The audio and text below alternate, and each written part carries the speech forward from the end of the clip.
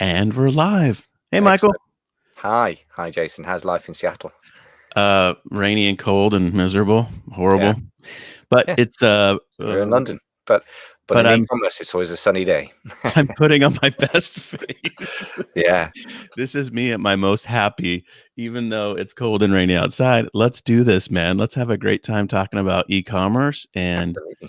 yeah, we're gonna do our e-commerce leader podcast episode live again this week. We're broadcasting into a few pages and groups and destinations. And so if you're watching this with us, give us a hello in the comments. We can see them all. We're streaming into the back end here of StreamYard. Love to know where you're listening from, and give us a like, love, whatever.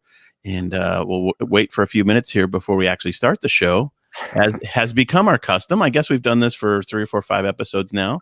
Yeah, I don't know what it is. I like it. It's good custom. It's not afternoon tea and chat. I've realized I've got my Merry Christmas mug, which is right inappropriate when we're recording this, or probably when you're listening to it. Merry Christmas. There you go. Yeah, well, maybe next year they'll be listening. But yeah, good times. So we'd love to have a conversation throughout this recorded episode of the podcast with people. So feel free to ask questions if you're watching live. We will kick it off as a formal, introduction to the episode in a few minutes. We'll just give people a few minutes to greet us and say hello. Give us a like or love in the chat comments there on Facebook, if that's where you're watching live with us. Love to know where you're tuning in from. And I think we're going to have a spectacular conversation this morning, your evening, your time, Michael, afternoon. We are. Oh, there's Keith said hi from snowy Wales. Wow, there you go. So you're side of the pond. Yes, absolutely. Yeah, Wales is pretty much colder than London. I seem to have frozen, by the way. Are you seeing that as well? Yeah, you're frozen, but you might stop. You might leave and come back in. Just stop your. Yeah, I'll do that. Remove and then come back in. Yeah. Okay, now I'm on my own. Try that? No, still isn't working. All right, no worries. This is why we don't. Yeah, go ahead. All right, friends. Michael's working through his technical difficulties. Let's see if he can get this figured out. So our episode today is going to be all about a deep dive into 4 types of digital products formats or modalities, I call it, and how to do them, and pros and cons. And if you're toying with the idea of creating a digital product for your business, then this will be a good, solid deep dive into how to do that. And hopefully you get a lot of benefit out of it. Feel free to ask us comments throughout, and would love to know where you're listening from. And so stop the scroll and hang out with us if you'd like to. Of course, this content will be available on the podcast in probably 3 weeks or so.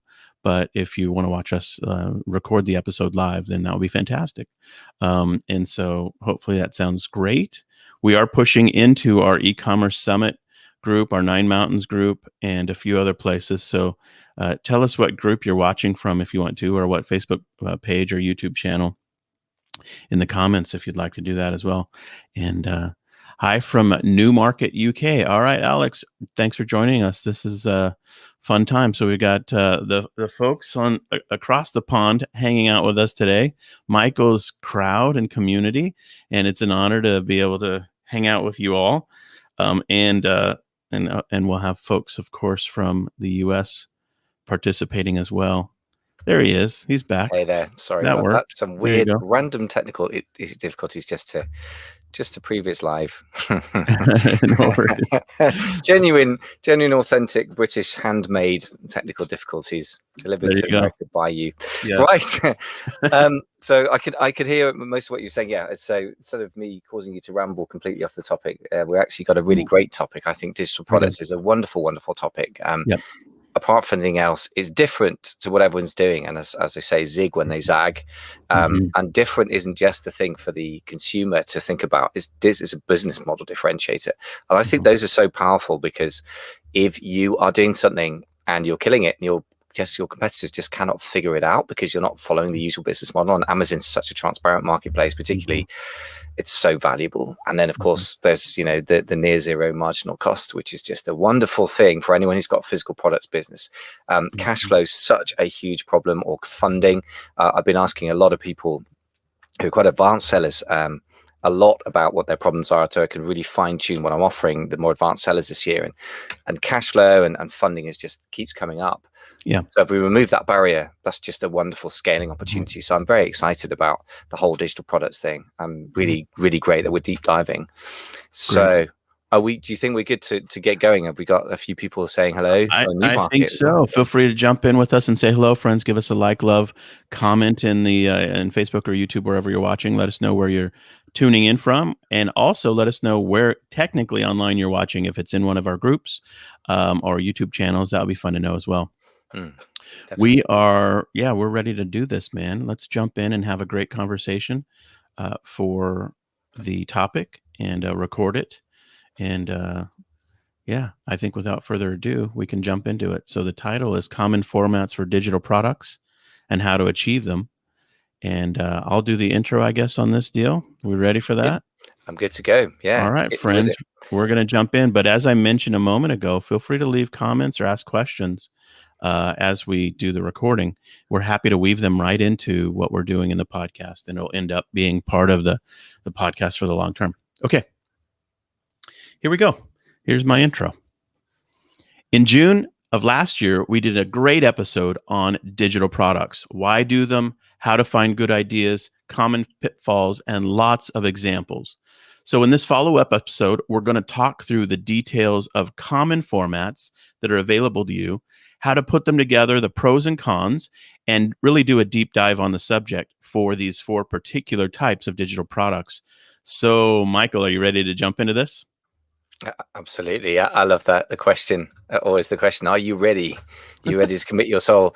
Yes, absolutely. Love this. As I was saying before we got online live, I just think there's so much power in digital products. And we've talked about the why, and the 3 really big reasons why. Do you want to just recap that? And then we can plunge into the format side of things as well. The 3 reasons why. That was from when? Last week? It was from last week. Yeah, sorry. This is a dumb way of doing this. I should have flagged that up beforehand. Maybe we should just ditch this and we'll start this one again. Right, just give me a second. Sorry. It's a good topic, but I was very uncollegial and just threw it at you. Right, 1 second. Let me just find that in the history and here we go. 3 reasons. Just to remind you what your 3 reasons that you came up with were. You asked me what I had for breakfast this morning, and I might remember. But 3 reasons. What were they? Heavy, man. Sorry, they were great. Very, very bad of me. So the 3 reasons were. Do you want to pop it in the chat, or what's the easiest way? Digital, or I could give you the link. I don't know. This is a podcast that's going to need some heavy duty editing. It's fine. We just start it again. Let's just start again. Hey, this is how it really works, guys. So if you want to know what happens behind the scenes, welcome to our world. This is what we do. It's a lot of fun, and we mess it up and we snigger and then we start again. So the 3 things: unswitchable TAMs. So finding a TAM that you can dominate. That was the first one. Okay. Solution to Lodria, which was your extremely long abbreviation, that the law of diminishing returns in advertising. Yeah. And the third one was the great products. So they hit a lot of the criteria that you would want for a product. Well, then, why don't you just mention those and not ask me to do that redo them? Yeah. Fine. Perfect. Yeah. Cool? Okay. So I'm going to mention those, and then we're going to plunge into what we've got written, right? Yeah. Okay, great. Thanks, folks, for bearing with us as while we display to you how we actually work behind the scenes. In other words, I spring questions on Jason I haven't prepared him for, and then he goes, what? What? Okay, let's try that one again. Over to you, sir. You want to do it from the very beginning? Take 2, yeah. Clean take. Always good. I'm going to do it from the very beginning. Here we go. Okay, totally cool. Yeah, here we are.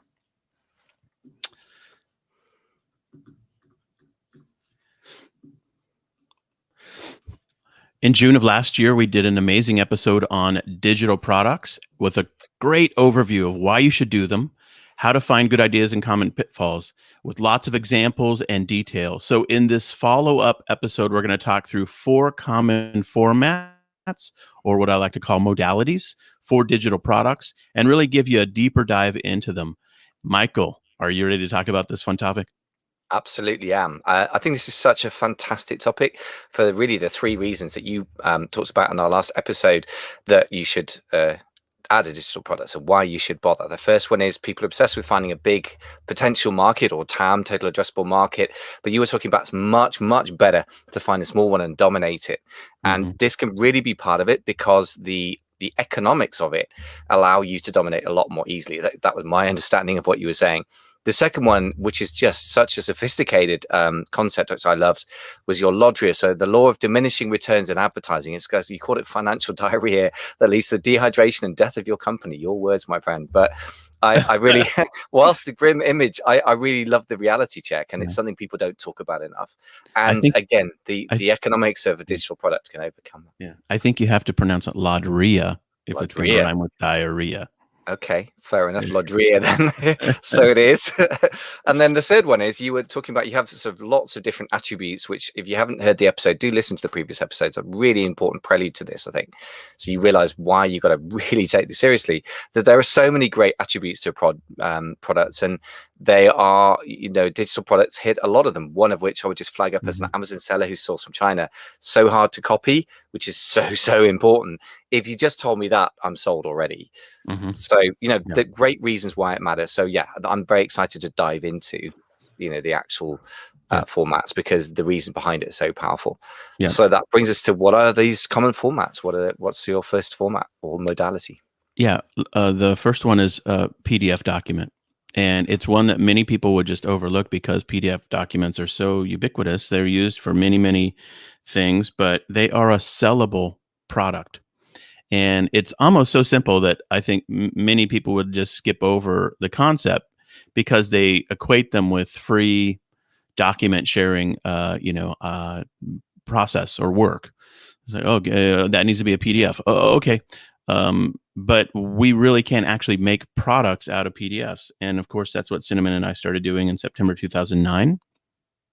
We have a catalog business, basically, of 3,000 PDFs available on Pixiefair, and that catalog is also on Etsy.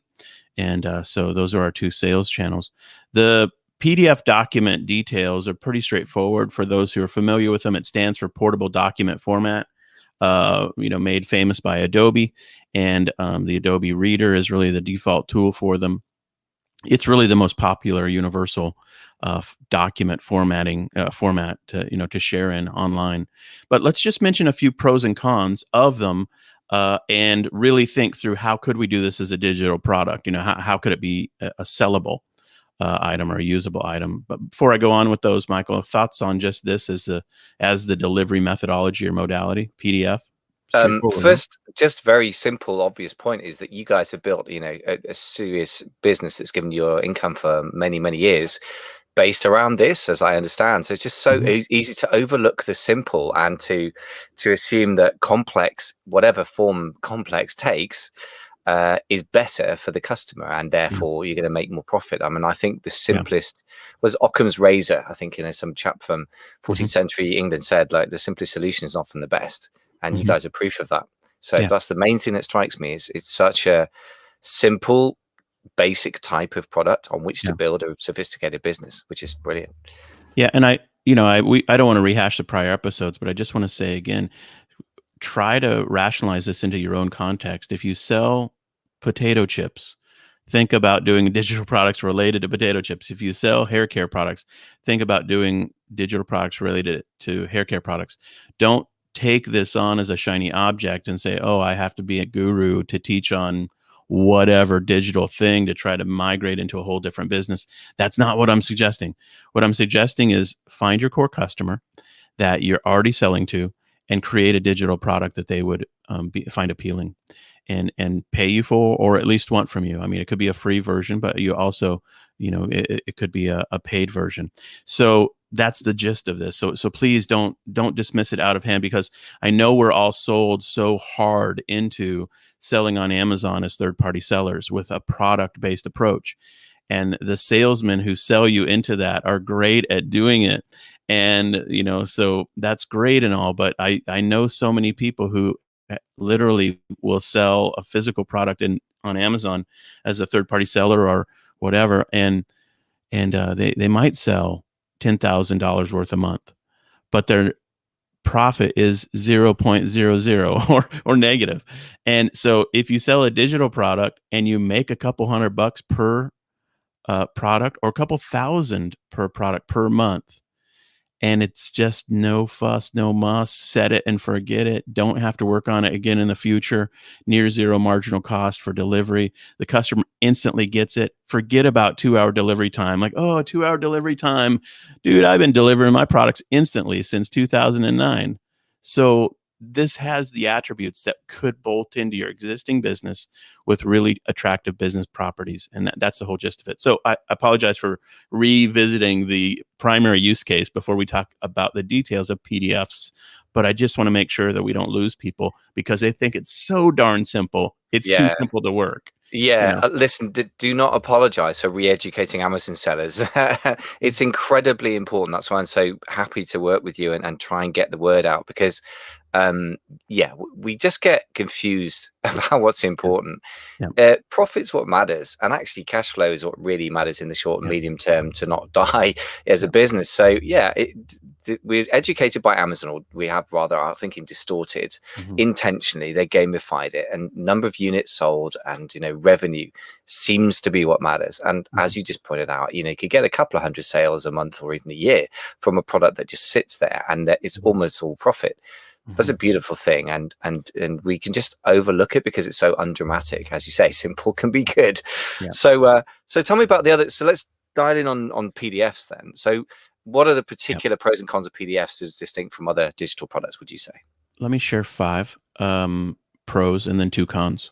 So the pros are as follows. They're very common to customers and easy for them to understand how to use. So you don't have a huge learning curve with PDF documents. Most people will be like, oh, I know what that is. So you're not convincing them of some newfangled delivery mechanism and methodology. It's very, very important to think through that. You don't want to have a friction in the process where people are like, oh, I don't know how to use XYZ. So PDFs don't have that problem. Second thing, they can be delivered in lots of ways, both free and paid, on marketplaces, on your own website. They're almost universally sellable, with a couple exceptions, which I'll mention in a minute. But they're very, very widely usable across the internet in terms of how you can sell them. Third thing, they're easy to make. Any word processing tool, I use Microsoft Word frequently. Other people will use different programs, InDesign if it's really a design-based document you're making, and all of them just have an output that's save as PDF. No big deal. And there you go. Your product has been made. Number 4, with some customers, generally older folks, they can have a hard time understanding how to open them, save them, print them. But there are tons and tons and tons of videos that you can just point people to, or how-to guides. It's very simple to solve problems and educate users. So that's sort of a mixed pro-con. And then let me mention the 2 cons. They are easily shareable. So if you give someone a PDF, they can share it with 50 friends. They could put it in a forum or, online group or whatever. They could do that. Could be posted online. So the product has that degree of flightiness. But there's ways around that we can talk through. But honestly, it's not that big a con in my view. The second con is they cannot be sold directly on Amazon, eBay, or Facebook, or other large marketplaces. They just can't. There's no mechanism by which you can sell PDF documents correctly and legally and directly on those marketplaces. Now you can hack things and try to create a workaround, but just they're not designed for you to sell PDFs. Put it that way. And so those are a couple drawbacks of PDFs, but in general, it should not be overlooked as a powerful product format for your information product. Excellent. Well, there's a lot of pros there. And by the way, before we move on to the cons, presumably you can sell them via your own website, because that's what you guys do, right? We do indeed. Shopify makes it super simple. They have their own digital delivery app now. In the olden days, before they created their own, there was an app called Kindle. It is still our app of choice, and makes it super simple to sell them through and deliver them to the customers through your Shopify store. Before we were on Shopify, prior to June of 2013, we used various tools, eJunkie, a few others, to deliver digital goods through a WordPress-based site. But yeah, the solutions are very, very common now for direct consumer sales on your own website. Yeah. And you've mentioned the marketplaces that you cannot sell on. Are there any marketplaces that will accept PDFs these days? Yeah, I mean, in our niche, Etsy is the best alternate place, but there are other sites depending on what your industry is. And I would just encourage people to go find their most appropriate, more large marketplace for their industry and ask the question, is there an opportunity to sell digital goods there? And there are a lot of online platforms, and once you start to dig into this space, you start to realize, oh, these are just places I've never heard of, but they're actually huge marketplaces, or industry specific. There are places for teachers and other professionals where you can sell PDF documents and do well with it. Yeah. Fantastic point about sort of niche specific marketplaces, which is a really great idea, because the competition is going to be so much lower. The message to market match should be so much better. One main thing that strikes me about all this, there's a lot of real great pros there, and simplicity, especially if you are trying to get into the older market, which is huge, by the way. If you think about the demographic structure of the US, or never mind Europe, which is much older, including UK, there's just a massive untapped market there, which my parents, for example, in their mid-70s, just beginning to buy stuff on Amazon because they've been forced to it at gunpoint by the pandemic here, and now they're on. My dad would be, he's always reading, I don't know, Italian novels or what have you, and he's big on using Kindle because he can actually highlight the words and look them up, as opposed to grabbing a dictionary like my mum does. And the next step is for him, or somebody like him, to be downloading a PDF, and then suddenly you've got a whole range of customers. May or may not be relevant to your product, but I would suspect in quite a few cases it is. So that's the first thing, really fantastic upside. The other one is this, that the downside of being easily shareable, I think is a mentality thing that I see. Everything from your suppliers trying to rip you off and you take them to court, from patent infringements. I think as a mentality, we have to be very, very careful not to overvalue that which we have and spend disproportionate time and energy defending it. Because if it took you 20 or 30 hours of work and $500 to create a PDF, and you've got several $1,000 back, I would argue that rather than worrying about the fact that somebody's going to steal stuff, because it's so-called shrinkage happens in warehouses, and that's stealing. Like, stealing happens in every system ever for any product, that we should just focus on, okay, create the next one. And it's a small point, but it can become a big point for some people. I've seen that a number of times, where people obsess about defensive strategies to the point of self-destruction. So just a small point. Well, an example in our own business, we were shocked and mortified in a way when we first looked at some of our after years of doing doll clothes design, we started to look, and we would see manufactured items be very, very, very similar to what we were having published as documents for patterns. And so the process is you make a pattern, publish it, and then our use case is for home-based makers. We also support Etsy sellers who want to make and sell the items, and we're fine with that. But we were mortified when we started seeing the download details be the credentials and IP address and email addresses, all from Chinese factory locations. And we were like, the manufacturers in China are just straight downloading our product for $3 or $4, $5, and then using it to manufacture items for for large scale selling. And we really had a point of clarity at that moment, where we were like, do we care? Can we stop it? Does it matter? Does it stop our primary success? And honestly, we were like, well, I guess you could call it open source information for them. Now, we say it's against our terms of service, but we couldn't stop them anyway. But it certainly wasn't a reason for us to glitch out or stop or go to some draconian next steps of anything. We were just like, no, that's not really what we wanted to have happen, but we're still highly successful doing our core business. And so I take your point completely. I totally agree with you. I don't think it's the end of the world. In fact, what I've always said to people when they ask this question is, load your document up with information about who you are, where you sell, your website, your brand, other products that are related to the one that people are looking at. And if it gets shared, it's just consider it word of mouth marketing. Be flattered by it and don't stress over it. So there you go. Yep. You're muted. Yep. Yeah, I think by the way, when it comes to industrial scale copying and taking your IP, I mean, there might be a very simple, calm business case for getting hold of an excellent lawyer and getting some agreements done in China.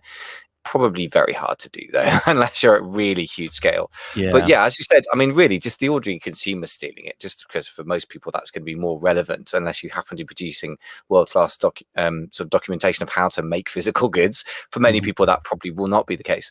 Yeah, exactly. Think of it as marketing and getting your brand out there, so brand awareness marketing, particularly, for which you have already been paid, which is great. So if you flip your mentality on it, everything's a bonus. And I think for a lot of physical product sellers, that's probably going to be the right way to look at it in terms of, how you put it in your product stack. You put it up front. It's an awareness raiser. You maybe make some sales. It gives you an opportunity to upsell, downsell, or cross sell. And if you get money from it, it's fantastic. But if your mentality is it's a bonus and you don't have to spend anything like the amount of time, money, and effort that you would developing a physical product, I imagine from everything we've said, then to get the right relationship to defensiveness. Yeah, totally agree. Okay, so for those that are watching us live in this conversation, I'll just share my screen for a moment and show. This is an example from Pixie Fair of, you can see how we sell a PDF. So we make like a magazine type cover, and then obviously it's just a straight Shopify product. Add to cart, no big deal. Customers buy it just like they'd buy anything else on your Shopify site. And so for those listening to the podcast, you can go check out pixiefair.com. Look at, 95, 99% or whatever of our products are digitally downloaded PDF files. And we have about 3,000. And so, yeah, straightforward, simple. Buy one if you want, or download one of the free ones if you want, just to see how the process steps work. We've got the largest collection here of free patterns, as well as paid patterns, but you get the idea. That's the gist of it. No big deal. Easy, straightforward, and highly doable in many niches or industries. Yeah. Amazing. Now, I think if we even just stop there, we've probably given people massive value. But there's more, as they say on QVC. So what's your second format or modality of digital product? Yeah, the one that I think most people would think of when they think of doing digital products is Kindle direct publishing. Amazon has just so dominated the space, and Kindle has just been a huge commercial success, but also a success beyond the device itself. And the platform itself has become the de facto way to publish ebooks online. There are certainly other platforms that you can use, and routes you can go down for multi platform publishing, but Kindle direct publishing, to have your ebook on Amazon, is just so incredibly popular. That would be my second go-to place, and so happy to talk through pros and cons for that one as well. Absolutely. And here we are back in for the Amazon sellers listening, myself included, back in the comfort zone, in the sense that, okay, different type of product, but the platform that we're all familiar with negotiating with, sometimes loving, sometimes hating. So yeah, what are the pros and cons? Well, I guess one of the massive pros is you can get it on Amazon, which is just a monster marketplace for products. There you go. Yeah. What are the other things that we entice us to do it? Yeah, a little more nuance there to that story, but sure. I mean, first of all, obviously, the Kindle marketplace is massive. Many, I don't have the latest stats, but I think we all would agree it's massive. The latest thinking, though, is that it's not just for Kindle reader users. It's also very, very common that people will just read Kindle books through their app on their phone. That's very, very common now, or through an iPad, et cetera, et cetera. So the Kindle device is not necessary. So yes, in this format, you're selling into a huge installed base of readers and community of users. So that's the first pro. The second pro is you can set your own pricing from $2.99 US to literally hundreds of dollars. As the low end range, sort of the floor, is $2.99. They go up from there. It's become very common that a self-published Kindle book will be $2.99 or in that range. And traditionally published books that are made into Kindle will commonly still be $9.99 US. The traditional publishers just will not cave on their pricing, and have kind of made their own line in the sand, and so there's a lot you can do with pricing, I guess, is the gist of this pro. I'll mention 3 concepts here, just on sub points here for this pro. One is, if you want to look like a traditional published book, just set your Kindle price at $9.99, and people will think that it's a traditionally published book with all the benefits of that, really nicely done interior, and really well edited, and longer format. All of those things may or may not be true technically about your ebook, but you can just mirror the pricing of the traditional publishers, and you'll be in the same realm with them, in the customer in mind. But you can also do 2 other things beyond that. You can have what's called a perma-free hack. A perma-free hack is a little technical, and I don't want to go into the details, but suffice it to say, Kindle will mirror any pricing of your digital book anywhere else online. So if your digital book is published on a different platform as 0.00, or even like at 1 penny, then what will happen is Kindle will match that price on Kindle, and you'll have what's referred to, people call it a perma-free hack.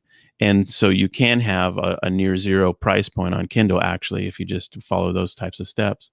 And then on the highest end, you can also follow our buddy Chris Green's strategy and make your digital book like a couple $100, and use in the book itself QR codes that go to videos, and then really make it a delivery of a full-on video-based course, and sell it for hundreds of dollars. Now, that price point stands out radically on Kindle. Most people are not used to seeing a $97 Kindle book, or $199 Kindle book. So you can do a lot with pricing, I guess, is the first the point here. Any thoughts on that, Michael, before I go on to the rest of the pros and then cons? Yeah, I mean, just quickly, I guess what's interesting is how broad the price range is, actually, and what you can do. I mean, I remember a very good business coach of mine saying price is a positioning tool as much as anything else. And we tend to be rather economics driven as entrepreneurs, and forget that price sets expectations. And I'm really interested in this tweak you can make. And if you set something at $9.99, it kind of automatically makes it look like a properly done book, professionally produced by a traditional publisher. I guess the only thing I'd say is, if you set an expectation, whether conscious or unconscious, you better deliver. So nicely done interior, well edited, longer than a sort of short self-published type one, if you tend to produce shorter ones. I guess you got to make sure you hit that, right? But sure. but that's very, very, very interesting. And also that the perma-free all the way up to 197, that's a crazy kind of sounding price. But also it as you say, that sort of different is better than better, as Rick Cesari says, and sort of marketing guru for things like the GoPro camera, etc., etc. So that's also kind of fun. I mean, if nothing else, if you sell 1 a month, you don't have a minimum order quantity like you do with goods from in the physical realm. It kind of doesn't matter. That's 197 of profit, right? Pretty much. So that's really cool. I like it a lot. Totally. You're totally right. It is. You want to think of these as like catalog businesses. Yeah, in many ways. So you know, if you have a collection of related products that all sell well, it stacks up. Yeah, and you're right. Even the low numbers of sellers still add dollars to your bottom line because of the high margin. Yeah. Okay. And so on that, I just wanted to ask you quickly, because obviously you are in the position where you do this day in, day out. I mean, you could say tending to sell PDFs rather than Kindle books. What's your experience of the sort of sales numbers per item or per catalog item generally, and how does that stack up in real life? It really depends tremendously on your placement of where you're selling. Your own website, of course, is dependent on your own marketing skill sets and your audience size. On the marketplaces, a lot more technical work is involved in terms of getting exposure and strategies related to, blowing it up. But I will say that a couple points to look into. If you're really interested in this, you've got to read Chris Anderson's book, Free: The Future of a Radical Price. His book, and then The Long Tail, those 2 books together, and I would read The Long Tail first and then Free: The Future of a Radical Price. Those books are the like the Bible of digital goods, and most people never even heard of them. And they're published 5-10 years ago, whatever it is. And he's moved on. He's the executive director of TED Talks, but he used to be the editor of Wired magazine. And but those books will serve you tremendously well. And so, but here's one principle, just as, for example, this is very, very, very common. You make a catalog of products, digital products. Maybe it's on Kindle, maybe it's on your own website, maybe whatever. It's on Etsy, it doesn't matter. And let's just say they're not successful. Just like marginal, like whatever. No popularity. No, you just haven't. Lightning hasn't not striked yet for you. And then one day, lightning strikes, and you either publish a new thing that is incredibly popular, or you just over time figure out how to get lightning bolts to be increasing in magnitude, or you just get featured by a magazine article or an online blogger or something like that, and the lightning strikes. And what happens is it electrifies your entire catalog. So then what that single lightning bolt will just make all of your sales, boom, just go crazy. And so that is a very common dynamic for digital publishing, and a very uncommon, but it could, I guess, in third-party selling and private label, could be similar. If you have unsuccessful products that are marginally successful, and then you have a smash hit, you get the idea. Those are some of the dynamics that go into successes. And generally speaking, it's a range in terms of actual revenue. Digital products can make you $0, or they can make you a few dollars, less than hundreds. It can make you thousands. But as we all know, the power of publishing is unlimited upside potential. You can be featured by Oprah. You could get on a nightly news program. You could have millions and millions of copies sold.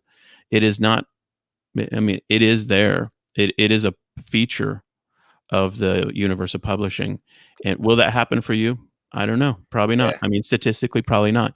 But it's still a mechanism in the system. And I love it. I just want to just pick up on a few of these things, because I think they're so powerful as business principles. I mean, first of all, if you're comparing digital products to physical products, but I think we should take this broader principle. Let's say this asymmetric risk reward, which I'm getting obsessed with recently, and been working on with some of my more intellectually curious clients, I guess, if they're willing to look at things conceptually and then figure out how to make strategy and then implement. So explain that to us. What's asymmetric risk reward is when you risk the maximum you can lose is, say, $1 per unit, or $1,000 on an order from China or whatever, and the upside you could make is 5,000. So if you make enough asymmetric risk reward bets, then you should grow. You should really scale. But if as Jeff Bezos says, look, he said something like, if you've got a 1 in 10 chance of something blowing up and then 9 out of 10 chances of it falling apart, then you should probably take that bet, but you got to be willing to fail 9 times. Now, with physical products, that's a high risk strategy because you're investing a lot of money. But with digital products, although you've got an upfront investment of time and effort, if you're doing it at scale, you can be more effective and efficient. You can hire your editor and get your team going. But if the downside is extremely limited and the upside is almost unlimited, that tells me that's an incredible risk management / risk reward ratio, which for me gets me very, very excited, because conceptually that's so important, right? This needs to be an entire podcast, because it is an entire podcast, but I just think it's intrinsic to the digital products, hence why I'm mentioning it. It's gold, and I have stories related to that. I'll just mention one little thing. What you just said reminds me of what Robert Kiyosaki said one time about being a publisher or being in business. About his Rich Dad Poor Dad book. He got interviewed by a snarky interviewer, and she said, most businesses fail. What do you say to that? And he said, who cares? And then she was like, well, what do you mean? He said, well, if you fail and then you can start over, then why does it matter if you fail? You just keep starting over until you make it work.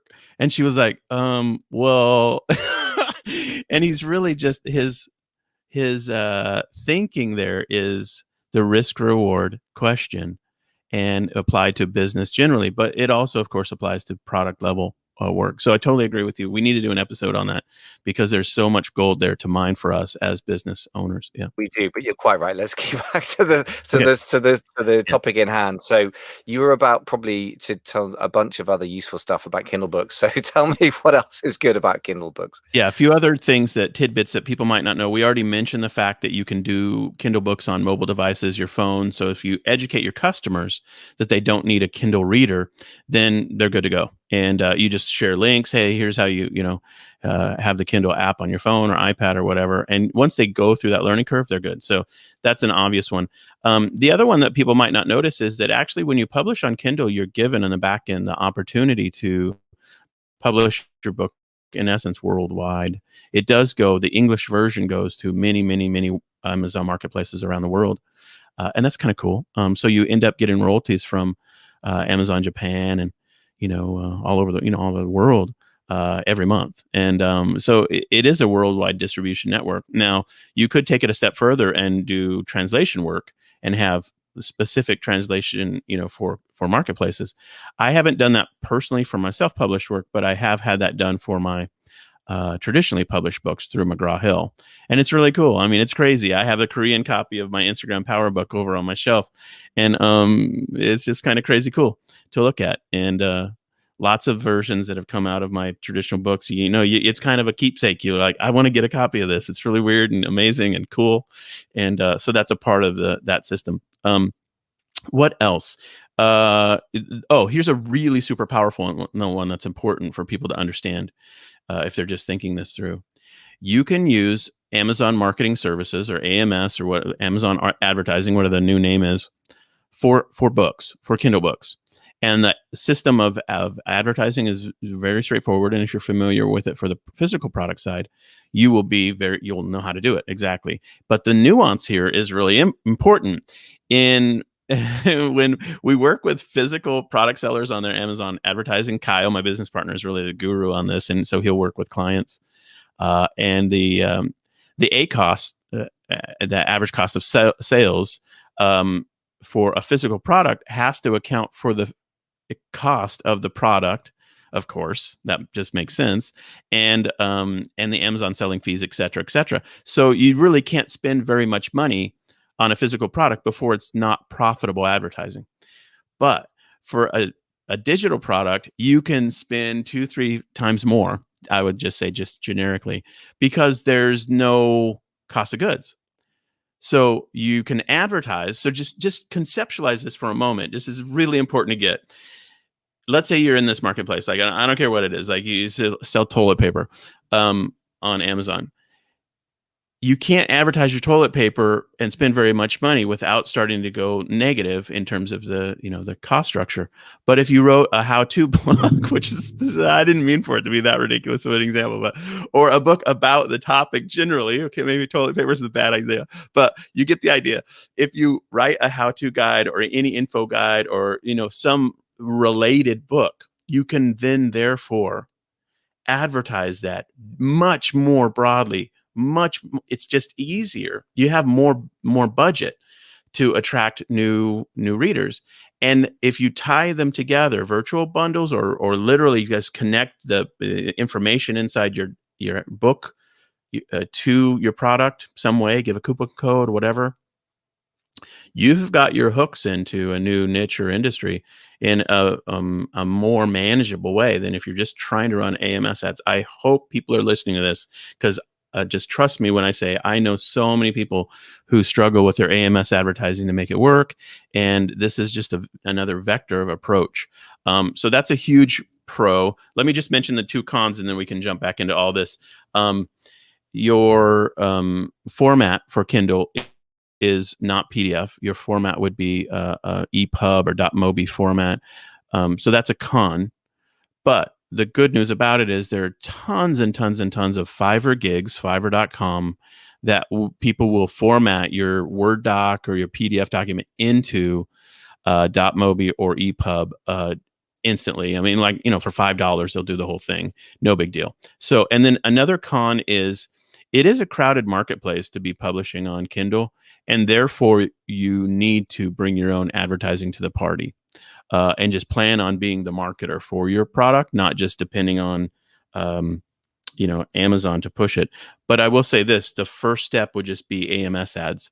And if you know how to do that, then you're already into it, even if you don't have any other list or any other social media following or anything like that. Thoughts on that, Michael? What are your reflections on this crazy stuff? This is such a great way of thinking. I love what you were talking about with the ACoS relative to the product. I mean, yes, maybe you're only selling an ebook for, say, $5, but you can probably afford to spend $4 on it. Well, maybe less than that with the 30% off from Amazon.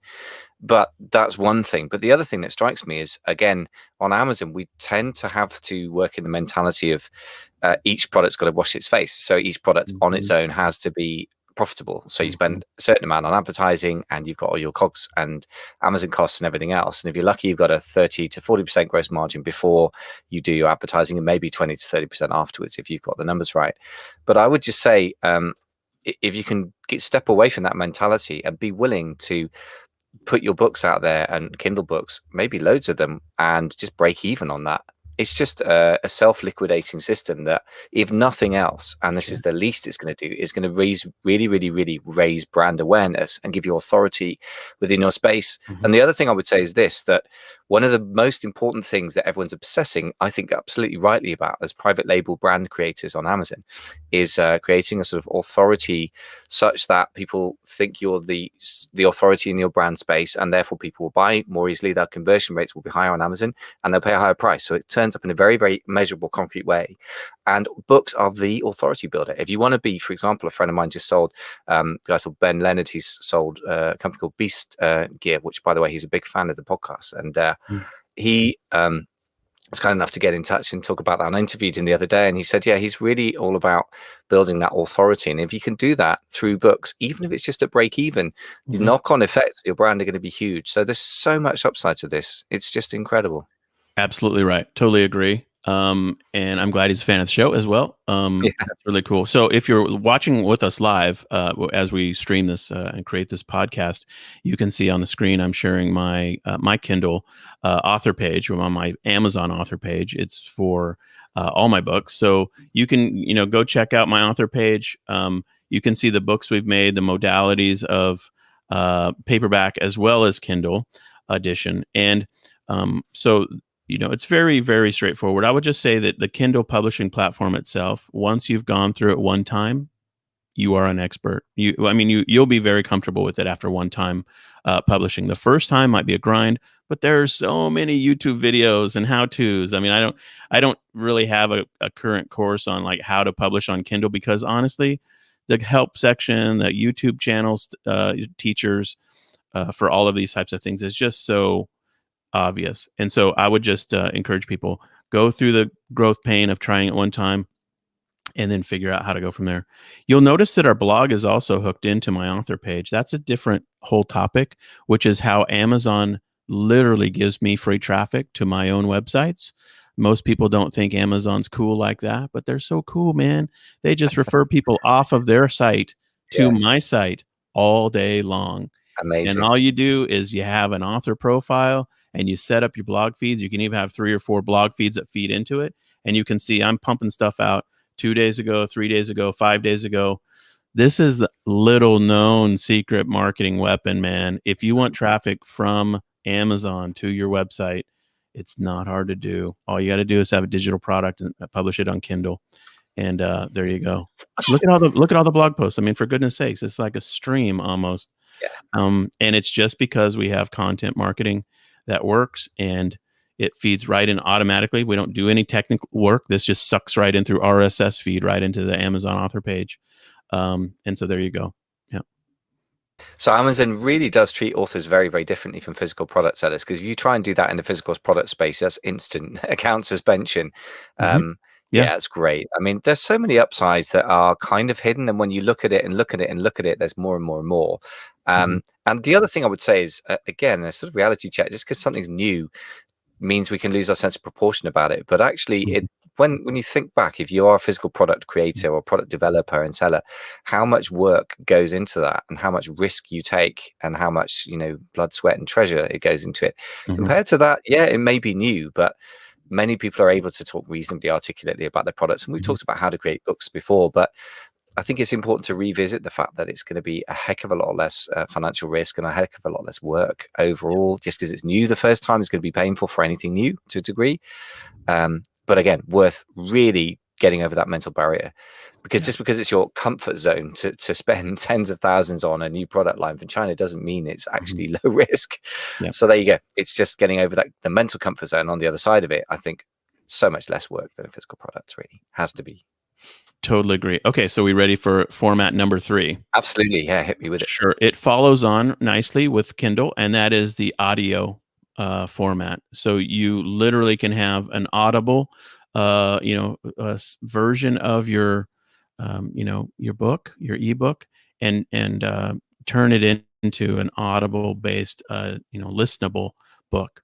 Now, this one is a step farther even than just going to a Kindle format, but it's not that hard or difficult at all.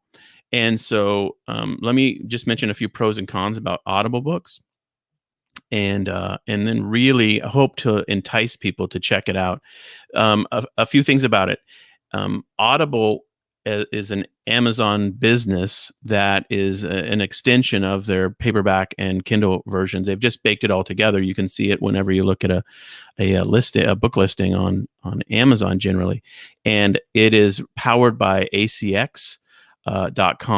So ACX.com. And all you do is literally go to that platform and work through the process steps to get your manuscript turned into an audiobook. Now, here are the pros, and then a couple cons. So 3 pros. Audible is really, really surprisingly popular. And I would just say that in the last 5 years or 10 years even, the rise of podcasts and the rise of audiobooks have mirrored themselves.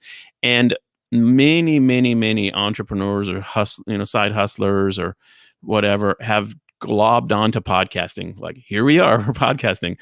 But very, very, very few have glommed onto Audible publishing. But it is literally no different. It's just the location that you're publishing the work to that's different, and the value proposition is vastly different. So it's really popular, and the use case for audiobooks is a paid use case. Most people the price point is generally not a free thing. It's a paid thing. And so whereas podcasting is de facto free, that's the industry's norm, and it's kind of paid for by advertising. The Audible universe is just normally just a paid product. And I know that many even people who have taken the step to be an author of some kind of book, how-to guide, whatever it is, have never taken this next logical extension, which is to publish. But those that have clearly documented that their most profitable modality is Audible books. So if they have a paperback, they have a Kindle book, and they have an audio version, the audio version makes them the most money. And so it's important to think through that. So the price points can be, higher than podcasting or than other digital products. Here's the other pro.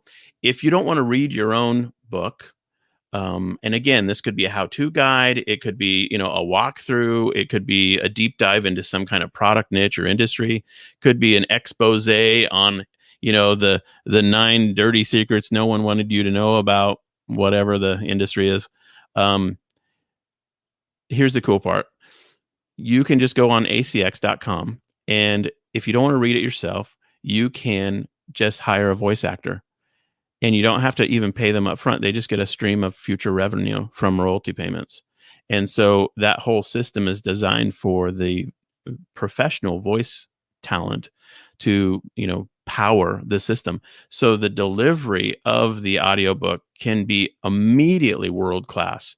And when I've done this process in the past, it's people who are Broadway actors or Hollywood actors or that caliber, and they're doing side hustle gig stuff to make a living by being a reader of your audiobook. So it's amazing, and it's very cool, and I would say it's even literally really fun.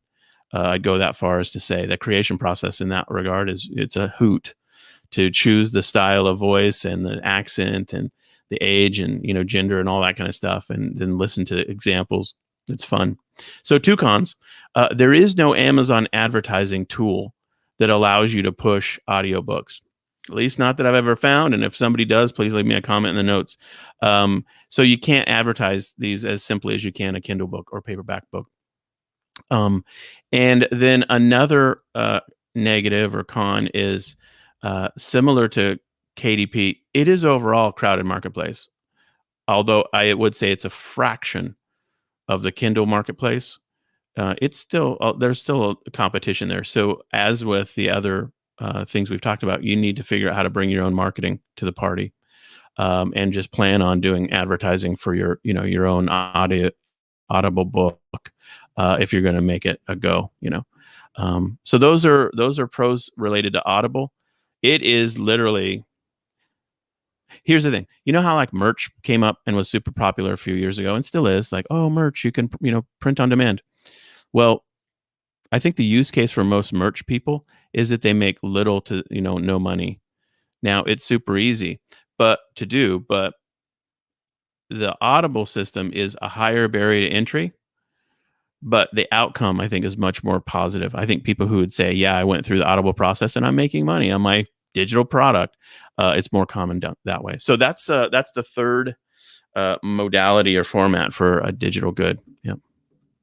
Excellent. Well, I've just got a couple of quick responses. First of all, very few people have got into it. That's a great hint, right? So okay, it's competitive marketplace as a whole, but as relative to the opportunity, that's a great thing. The second thing is the norm for podcasts, which is audio content. Trust me, it takes a lot of work to produce. Having done probably 600 podcast episodes over 5 years, is a lot of work, but it's a bit rougher edges, and people will accept that than a book. But nevertheless, but that's free, whereas the expectation is it's paid, which is really important. And the other one that you just pointed out, I think is really huge. You can get a professional voice actor to do it for a cut of future revenue. That's even huger, because if it doesn't happen to work very well, they're the ones that lose out, not you. And again, sort of talking about low risk, high reward. To get a Hollywood actor for a no upfront risk, and if it works out, they get a percentage. That's extraordinary to me. That sounds amazing. Yeah. I hadn't thought about that before, like the asymmetrical risk type issues, but you're totally right. They're taking a risk. They are. They're doing taking the risk, not amount you. Of work. Yeah, that's quite amazing. So I mean, it's bad for the actors, but it's great for us as the people selling. So that's just mind-blowingly good. Wow. Yeah. All right. Well, look, fourth format, because we could deep dive into all of these, and we probably should at some point, but let's keep moving. Yeah, the fourth one is video. So video-based content is made mostly online for free, but it's kind of like PDFs, where I would just challenge people to rethink their logic there. Video-based, content can be paid and is sold all the time online. And you too can sell video-based content. It's not hard technically, and it gives you a product that is high perceived value, and a product that you can have, again, stored and then delivered time after time with near zero marginal cost. Excuse me. So let me talk through some of the pros of video-based content, and then a couple of the cons. Here we are. High perceived value. I'll rattle through these fast. High perceived value. Number 2, you can do them with DSLR camera quality, yes, but you can also do them with screen sharing software. Use Zoom. We're using StreamYard, and I have sold content that we've created in StreamYard. Most recent example is our e-commerce power summit was all just StreamYard content, and we sold it really well. Number 3, you can easily sell video-based content through your own website or through marketplaces. This is one that has both options, both your own or marketplace, very easily. For example, we have close to 40 courses on Pixie Fair that we sell. They're about $19 each. We have a couple that are high price points, like $97 or $197, but most of them are $19. But you can also use marketplaces. I have, I think, about 10 courses on Udemy, and I have over 35,000 students, or roughly 35,000 students, that have gone through my courses on Udemy, and they handle all the details. And so the marketplace advantages for video-based content is they bring people to the party. They do the marketing, and that's really, really attractive. So you can go either way with this one. They also generally have a higher perceived value. So this is my, I guess, fifth point. Higher perceived value, and can be priced literally into the thousands of dollars. And what's remarkable to me is just that we have this incredible spectrum of pricing power with video-based content. Yes, you can make it and put it on YouTube, and Google will make money based on ads and give you a little bit of that money. Or you can sell it all yourself and have literally, a $2,000 course. It's just remarkable. I mean, it's such a crazy universe to play in. But there it is. Nonetheless, you can have an average price point that if your customers see value in it, they will buy. And I would just challenge people to think through, what does your current customer need in terms of education, information, training, tool, conceptual tools, et cetera, et cetera. A couple cons. You're generally going to sell these as courses. So it's generally going to be, 2, 3, 4, 5 videos strung together. And that, so you want to think through topically kind of how to position them as mostly probably a course. But not necessarily. Some of our products on Pixie Fair are very specific, how to do this, how to do that. So they can be granular.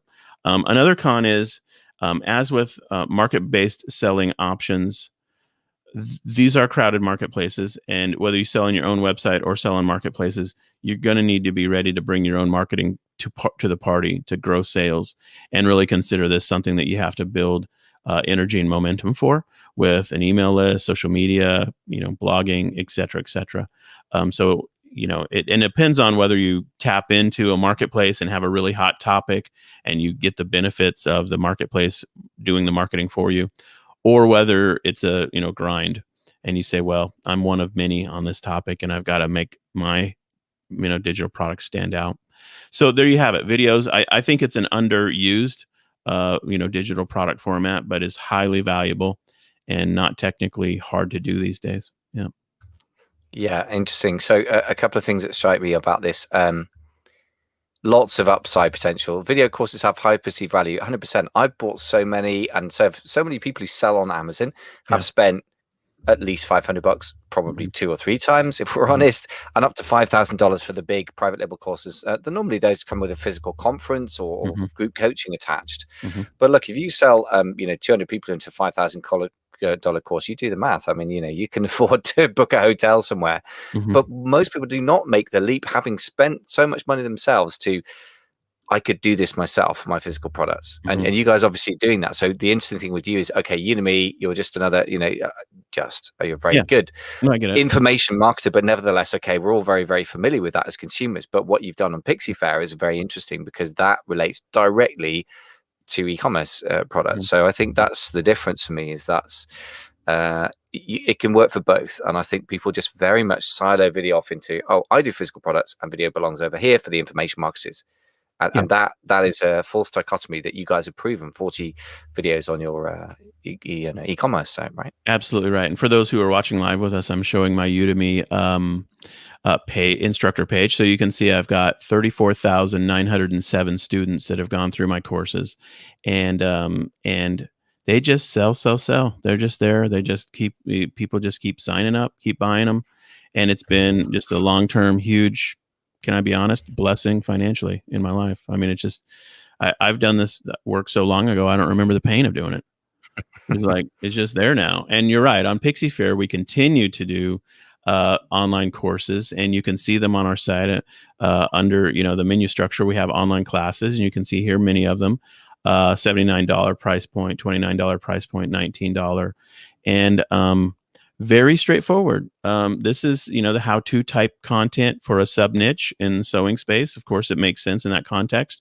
But my challenge again would be, how do you rationalize this for your niche or industry? And the beneficial part of video is, as you said, there are both places that you can play with. It's true for PDF documents as well. I mean, we have an interesting dynamic between our Etsy selling and our own website through Shopify selling. And so these choices give you interesting ways to find new customers, bring them to your site, cross promote, focus on one marketplace when you want to, focus on your own website when you want to, all of those details. And it does give you a lot of optionality, which is really, really nice. Yeah. Wow. Very, very cool stuff. So we've got lots to take on board. So can you summarize the 4 formats from today, or the modalities, as you put it? Yep, absolutely. So the 4 formats that are most common, I would say, are PDF document, Kindle Direct Publishing document, Audible book through acx.com, and then video content that you would make and then publish. And those 4 formats will give you a toolbox that you literally, if you attach to your physical product selling for a niche or industry, would create what Brendan Burchard likes to call an integrated product suite that gives you a full collection of items to put in front of your ideal customer and really serve them incredibly well. And the process by which you make each of these, again, not complicated, tons of content online for how to do it. And if you'll go down this path, you'll end up with a collection of products for your customers that will serve you really well financially and will serve them well as well. Stuff. Well, talking about how to do it, we have got next up on the show sort of plan how to do it episode. Obviously, we don't need to go into crazy amounts of detail for something like a PDF, but I think a broad overview of some of those sort of starting points for modalities, and then people can go and look at YouTube all day, every day, I guess, would be really useful. The final thing I guess we should say is this: you've got a book out, I hear. Right, so we should probably give people a chance to read that. People have given very, very great feedback about it. I've read it myself. It's a great summary of over a decade of your experience now, and your 15th book. So tell us how people can get hold of it and what's in that. Yep. E-commerce Power is my latest book. Honored to have people check it out. You can, of course, get a copy on Amazon. Love to have you buy the print version or Kindle version. As we record this, the Audible version isn't live yet, but it's coming real soon. And if you've read it or are going to read it, then of course, circle back, leave your highest and best review. That would help me tremendously. And really, really think that it is going to be incredibly useful. The reviews that have come in so far are very kind. And if you've read it, enjoyed it, again, a review would be helpful.